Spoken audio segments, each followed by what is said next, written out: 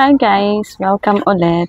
Since pupunta na ako guys ng Divisoria the other day, on Thursday, pupunta na ako ng Divisoria.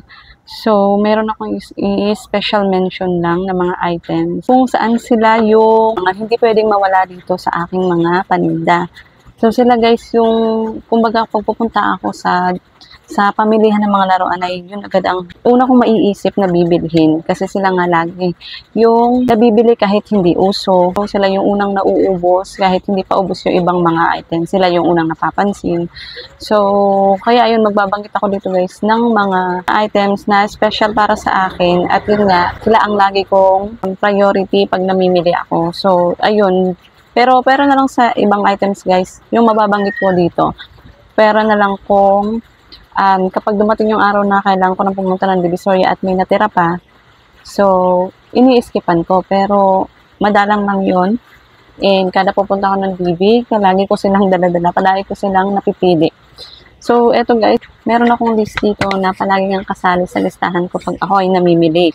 At hindi sila pwedeng mawala dito sa aking mga display. So, first guys, una sa listahan ko is yung mga balloons. Ang mga balloons kasi guys, kahit hindi siya uso or hindi siya napapanahon, palagi siyang nabibili. And, napapaubos ko din siya. So, kahit anong klaseng balloons ang i-display ko dito guys, talagang mabilis sa mga bata. Tapos, swerte pa kung may mga occasion. Isa tong pwesto ko sa pinupuntahan ng malapit lang din dito nakatira. So, pinupuntahan nila dito kasi alam nila na yung tindahan ko is mga laruan. So, understood na sa kanila na meron akong balloons. Kaya, ayun, napapabenta ko agad. And, next sa list ko guys is yung mga bouncing clay. Yes, obvious naman. Sobrang mabenta yung bouncing clay ko. And, ngayon nga guys, ubus na sila. So, hindi ko na mapakita yung bawat items na babanggitin ko yung iba kasi mga sold out na sila. Ilang araw na din nakakaraan dahil hindi pa ako nakakabalik ng Divisoria. So, ayun. At displayhan ko nga, pinalitan ko na muna nitong mga racket ko. And, update din pala dito guys. Wala ko nang nilagay ko dito. Ayun, napansin na nga sila. And, kahapon, nagsibilihan na yung mga bata niyan. So, ayun. So, yun nga, bouncing clay. And, obvious naman yan guys. Kasi lagi talagang mabenta ang bouncing clay. Yun talaga ang hindi pwedeng mawala sa akin. So, next guys is yung slime. Yes, of course, yung mga slime. Ayan, lagi ako almost, palagi talaga yan guys, kada pupunta ako. Hindi talaga ako natitirhan ng slime or yung bouncing clay. Kada talaga, pag magbabalak akong pumunta ng Divisoria, sold out na talaga sila. So, ngayon naman yung aking slime ay may konti pang natira. Pero konti na lang, kaya kailangan ko na magkaroon ng bagong stock. Ayan. Another one is yung stickers, guys. Yes, mga stickers. Ayan. So, ito na lang yung stickers ko dito, guys. And meron pala akong stickers dito, yung mga ganito. Ayan. Sa online ko naman to binili. Pero yung stickers kasi, guys, is marami iba-ibang klase. Especially ngayon yung uso, guys. Kukuha ulit ako nun yung brain rot na stickers. Yung tungtong sahur. Ayan. Kukuha ulit ako nun. Kasi uso pa yan ngayon. Namamayagpag pa ngayon ang tongtong sahur. Kaya magdadagdag pa ako ng stickers. Ayun. Then, yung magnet, guys. Kasali din yan. Yung magnet. Lagi din nauubos sa akin agad yung magnet. So, bago pa maubos tong ibang kong mga display, yung magnet ko is sold out na. Kaya, kailangan meron din ako yan sa pagpunta ko sa Thursday. Maghahanap na ako. Pero, syempre, parang hindi sila magsawa. Iba-ibang klaseng magnet yung actually, kahit ulit-ulitin ko yung magnet na yun, kasi yun nang madalas nakikita ko, yung may star, may heart, yung ganun yung mga shape. Ano pa ba yung ibang shape dun? Parang moon. Ayan. Sold out pa din siya, guys. Bentang-benta pa din siya sa mga bata, kahit paulit-ulit. Pero, try ko yung best ko na makahanap ng iba pang klaseng magnet. Para bago naman sa mga mata nila, diba? And then, yung plastic knife din, guys. Ayan. Hindi din ako pwedeng mawalan yan. Kagaya ng mga balisong, mga espada. Actually, meron pa ako dito natira. Ito, Ito na lang kasi ang meron ako dito, guys. Ayan. So, kailangan ko ng mga balisong, mga magic knife. Ayan. Wala na kasi akong, kasi mabilis yung mabenta. Tsaka yung parang boomerang. Tagal ko na naghahanap nun. So, ayan. Titingnan ko kung alin dun yung stall na kompleto na. Yung mas maraming display, kasi may mga stall doon na kulang-kulang. So, may nakita na ako dun guys. Meron na akong plan kung anong stall. Babalikan ko yung stall na yun. Kasi, yung stall na yun guys is parang kompleto sila. Tapos, pag may mga bago, halos meron sila lagi. Tapos, halos lahat ng kailangan ko ando na sa kanila. Kaya, yun yung tutumbukin ko guys pagpunta dun. Kaya, abangan nyo guys ang aking video sa pamimili on Thursday. Then, another one is itong Rubik's Cube. Meron pa akong Rubik's Cube guys.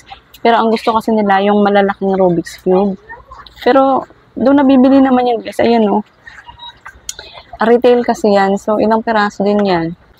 So, 12 peraso na yung nabawas dyan. Pupunta kasi ako guys sa 10-10. So, itry ko. Pag-iisipan ko kung bibili ako ng another Rubik's Cube yung malalaki. Siguro bibili ako pero hindi ko na muna dadamihan kasi may natira pa tayo. Pero, yung bibili pa din ako. And, slider guys. Ayan, wala na ako ngayon. Ay, meron pa ba? Ay, ito na lang. Ito guys, meron pa akong natira pero isa na lang siya.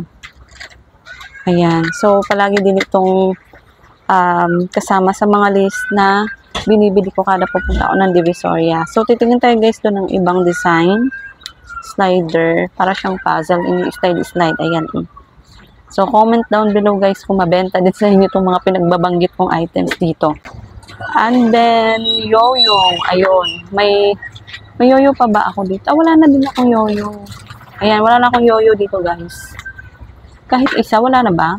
Actually, may yoyo ako dito, pero ito pa yung yoyo ko. 1, 2, 3, 4, 5. Ayan. Ayan na lang yung yoyo ko na hindi ko na i-display kasi yung pinagbilhan ko nito dun sa Divisoria, guys. Yung iba is walang tali. Kaya nakakasad. Tignan nyo, guys, ang natara, oh. Mga walang tali, yan. So, ngayon, nag-ipon ako ng tali na nakukuha ko dun sa sako ng bigas, kaya lang nawala ako. Ang dami-dami kong naipon, eh. Hindi ko na makita ngayon. Gagawan ko na sana sila ng tali para maibenta ko pa din. Pero, ayun, nawala. Hahanapin ko pa. So, ayun, yoyo. Titingin ako dun sa 10-10. Gusto ko yung yoyo doon na malalaki. Na binibenta ko ng 20. Kasi mabenta yun sa akin. Then, ito guys, itong last item na to is, meron pa ako niyan dito, pero ibang klase to ng I know. Actually, meron pa akong dalawang klase. Meron pa, pero kukunti na lang yung 3 na lang. Ito yung, ito yung spinner na lang guys, na meron ako. Tapos yung napapahaba. And ito spinner din bang tawag dito? Ito, medyo marami-rami pa to. Ayan. So, pag-iisipan ko pa kung bibili pa ako ng... Pero may nakita kasi ako sa isang video, guys. Nagustuhan ko siya, spinner, doon sa Divisoria. Vlog din siya ng pamimili doon sa Divisoria ng mga laruang mga toy pads. So, may nakita akong magandang spinner doon. So, baka i-try ko pa rin ibili. So, ayun guys. Ito na lang yung spinner ko. Ayan. Isa din yan sa mga... Kahit hindi uso, pag nag-display ako, mabibili talaga siya. So, yun yung mga items na yun, guys. Yun yung mga binanggit ko na items na yun. Yun yung mga hindi pwedeng mawala dito sa aking tindahan, dito sa aking mga display. Kasi kahit hindi uso yung mga laruan na yun, talagang bibilin siya ng mga bata once na naka-display siya dito. And, isa sila sa mga mabilis maubos dito sa aking mga paninda.